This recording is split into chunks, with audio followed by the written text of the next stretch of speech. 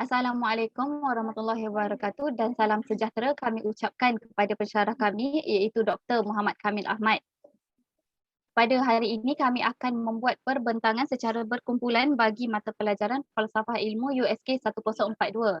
Tajuk yang kami pilih adalah kenaikan harga barang pada musim COVID pandemik. Sebelum kami memulakan perbentangan, kami ingin memperkenalkan diri kami terlebih dahulu. Nama saya Nur Syafiqah Akmal binti Cik Razali. Nama saya Mohan Rashid Salam. Nama saya Ni Izzati Alia binti Ni Azman. Dan nama saya Hamita Ana Perparamu.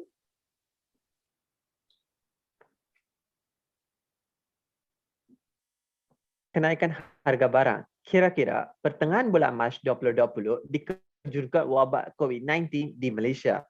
Namun, kerajaan Malaysia telah melaksanakan PKP. Fakta yang kedua, next.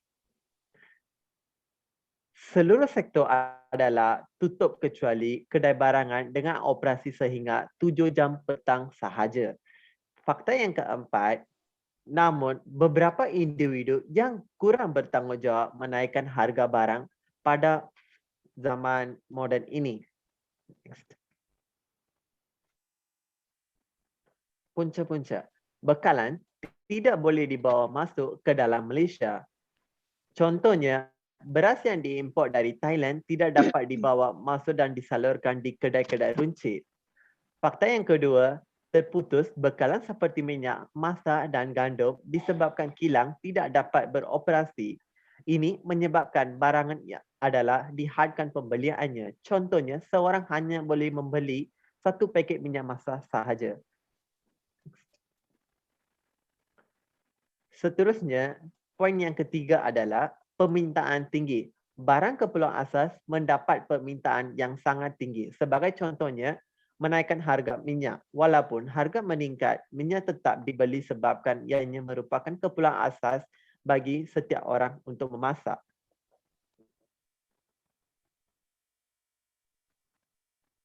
Seterusnya adalah sumber yang digunakan bagi mendapat ilmu bagi mengenal pasti punca dalam menghasilkan penyelesaian.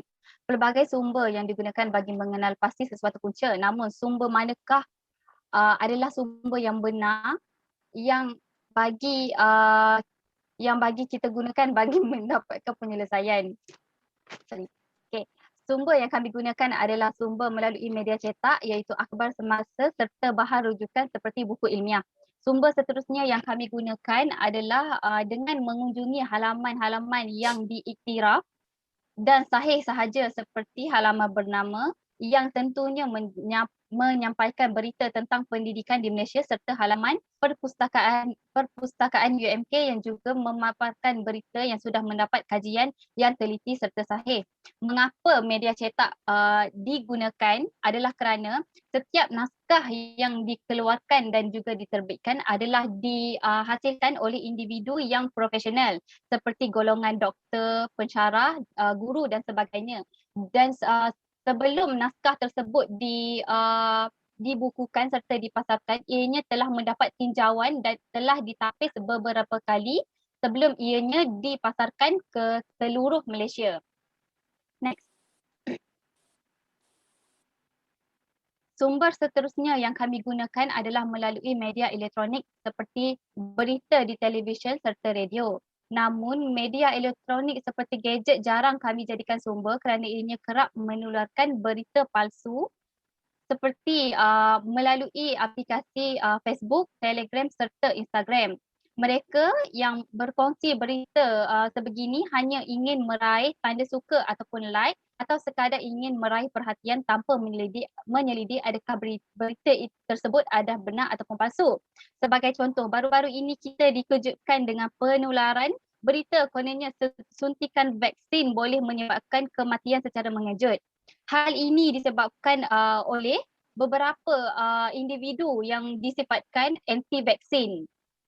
Mereka dengan tidak bertanggungjawab telah menularkan berita-berita palsu seperti ini dan ianya secara langsung akan menyebabkan ramai individu yang tidak ingin mengambil suntikan vaksin dan ianya tentu memberikan kesan yang sangat besar terutamanya kepada negara kita kerana negara kita sekarang sedang berjuang bagi membendung wabak yang sedang melimpa Malaysia.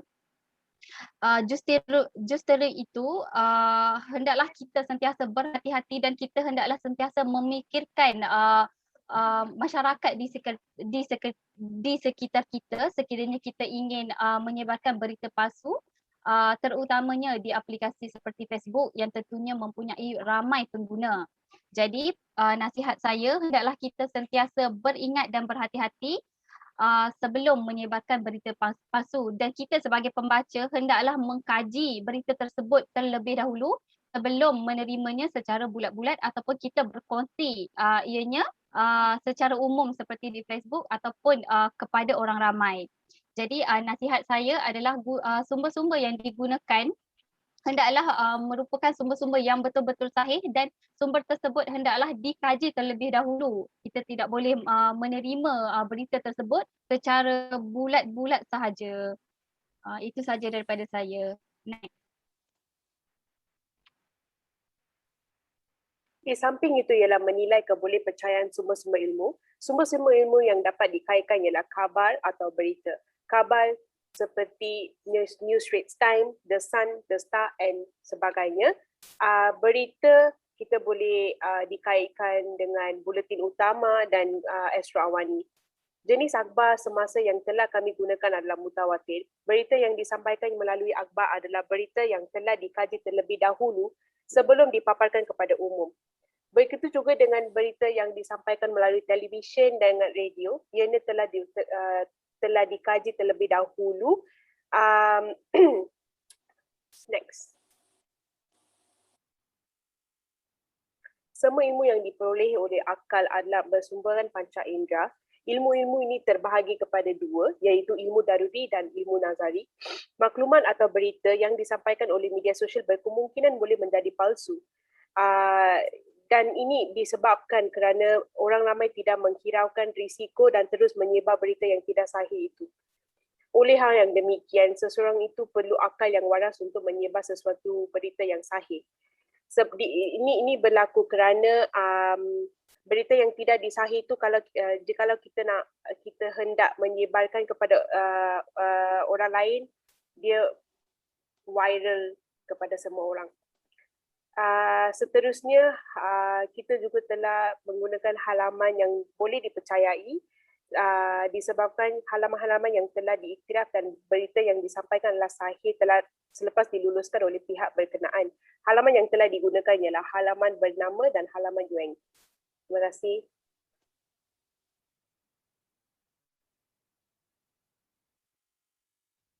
Okey, baiklah. Seterusnya ialah apakah justifikasi dan rasional mengapa sumber dan kaedah tersebut digunakan?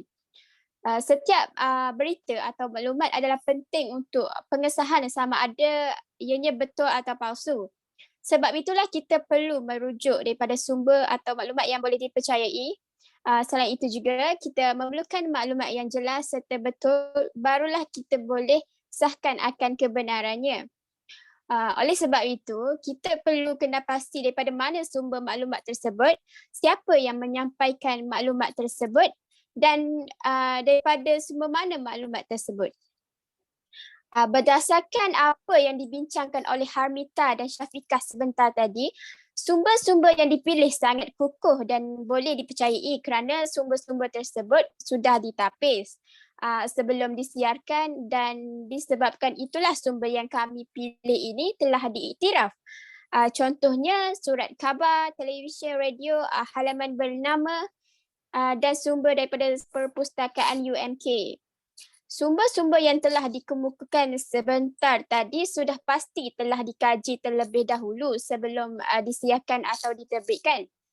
Ini berkait rapat dengan kaedah panca indera iaitu kaedah empirikal atau lebih dikenali dengan kaedah saintifik di mana mereka akan mengkaji masalah tersebut dahulu dengan menggunakan beberapa step iaitu mengenal pasti masalah, membuat hipotesis, merancang eksperimen, menjalankan eksperimen, mengumpul data, menganalisis data, mentafsir data dan membuat kesimpulan.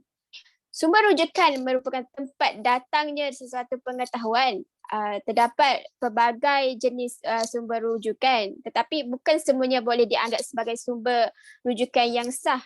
Yang ini sah untuk diyakini. Pada umumnya, sumber rujukan yang sah adalah seperti buku yang diterbitkan oleh penerbit yang ternama, kamus dan majalah yang menjadi rujukan asas seperti Kamus Dewan, Kamus Oxford Fajar, majalah dan sebagainya. Seterusnya, buku agama, kitab-kitab, tafsir, buku undang-undang perundangan yang disanjung tinggi serta menjadi panduan hidup, surat khabar, jurnal dan laman web rasmi. Okey. Okey, seterusnya dari segi undang-undang, menyebarkan maklumat yang tidak betul atau palsu adalah salah dan boleh didakwa di mahkamah. Untuk mengelak sebarang implikasi undang-undang, kita perlu kenal pasti ketepatan setiap maklumat untuk dijadikan rujukan. Maklumat daripada sumber yang betul dan jelas adalah dari buku-buku ilmiah atau badan-badan media kerajaan atau swasta yang diiktiraf sahaja. Okey, itu saja daripada kami. Sekian, terima kasih. Terima kasih. Sekian, terima kasih. Thank you, Doktor. Terima kasih, Doktor. Terima kasih, Doktor.